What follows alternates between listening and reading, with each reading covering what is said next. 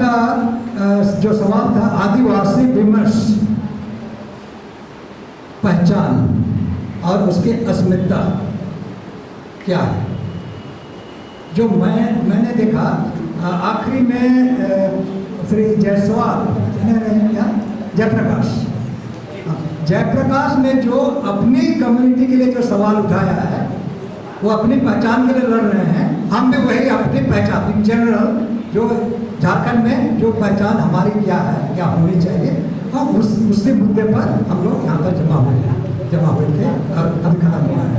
और ये सवाल इसलिए ज़्यादा प्रासंगिक हो जा रहा है क्योंकि कोई दूसरे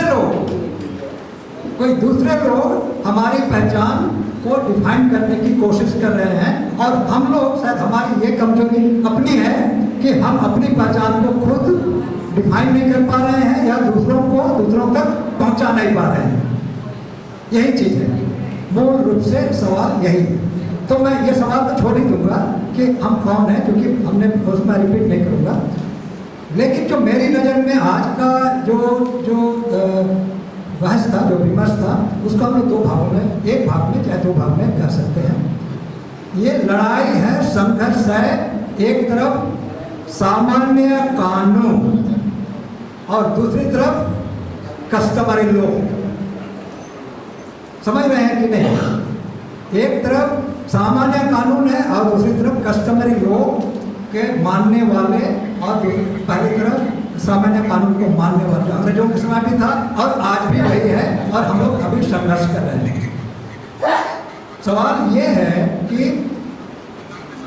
जो सामान्य कानून वाले, और अच्छा, उसमें हमारी पहचान एक ऐसे है, हम लोग ने शायद इस चीज़ को कभी पहले नहीं सुना कि हम लोग जो है, हमारी पहचान जो है एक सभ्यतागत सिविलाइजेशनल क्या बोलते हैं, ट्राइब कहेंगे हम, ट्राइब, और उसका नाम है द्रविडियन, ऑस्ट्रो एशियाटिक और मंगोलाइट। अगर हम नॉर्थ ईस्ट को भी लें तो इनके बीच का हम लोग एक अलग संस्कृति है, अपनी विशिष्ट, सारी चीज़ें विशिष्ट हैं, और इनकी लड़ाई इंडो आर्यन ग्रुप से हो रही है, चाहे इंडो ईरानियन से भी कर सकते हैं। तो हम लोग पहले तो अपने को, अपनी जो सभ्यता है, उनकी अपनी सभ्यता है, हमारी अपनी सभ्यता है, वो लोग हम पर डोमिनेट होना चाहते हैं, और उसी से सारा संघर्ष आ रहा है। और हम लोग यहाँ पर कई जगह गांव में, और यहाँ पर हम लोग इसी के लिए जमा हुए हैं। ये हम लोग कितने मजबूत हैं, अपनी द्रविडियन सभ्यता, अपनी ऑस्ट्रो एशियाटिक सभ्यता, अपनी मंगोलाइट सभ्यता को हम लोग कैसे मजबूती से रख सकते हैं। और इसके लिए, इस पहचान को रखने के लिए, जैसे उनके लिए राज्य बना, स्टेट बना, भारत एक संघ है, 4 प्रकार के टेरिटरीज है, भौगोलिक क्षेत्र है, और उनकी प्रशासनिक व्यवस्थाएं हैं। उसके लिए भी हमारे लिए 5वीं अनुसूची है, जो कि भाग 10 में लिखा हुआ है। राज्य भाग 1 से आते हैं, हम आते हैं भाग 10। तो हम लोग ने तो अपने को भाग 1 के तरह मानने के लिए हम लोग तैयार हो रहे हैं, और सारी समस्या वहाँ से उत्पन्न हो रही है। तो इस पर हम लोग और चिंतन मनन करेंगे, और ज़्यादा तो नहीं कहूँगा। ये अच्छी बात यह हुआ कि एक यूनिवर्सिटी के प्रोफेसर जैसे गुलाम साहब हुए, और एकदम गांव के चुनकू मुंडा जैसे लोग, और बीच के सामाजिक कार्यकर्ता, हम लोग एक मंच पर ये आ रहे हैं, आ सकते हैं, ये सबसे बड़ी बात है, और उसके लिए हम लोग को ताली मारना चाहिए।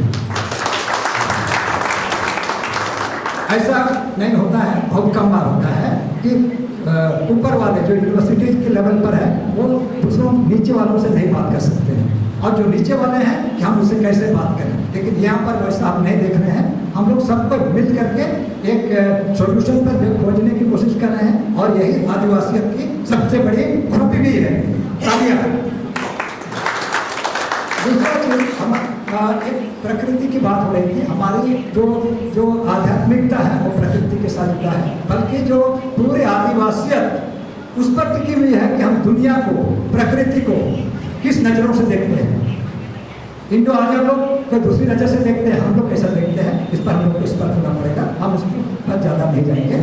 और इसी के साथ मैं आप सबको पुनः धन्यवाद देता हूँ, और विशेष करके डॉक्टर साहब को, जिन्होंने ये इस मंच का आयोजन किया, और आशा करते हैं कि ऐसा भविष्य में भी होता रहेगा।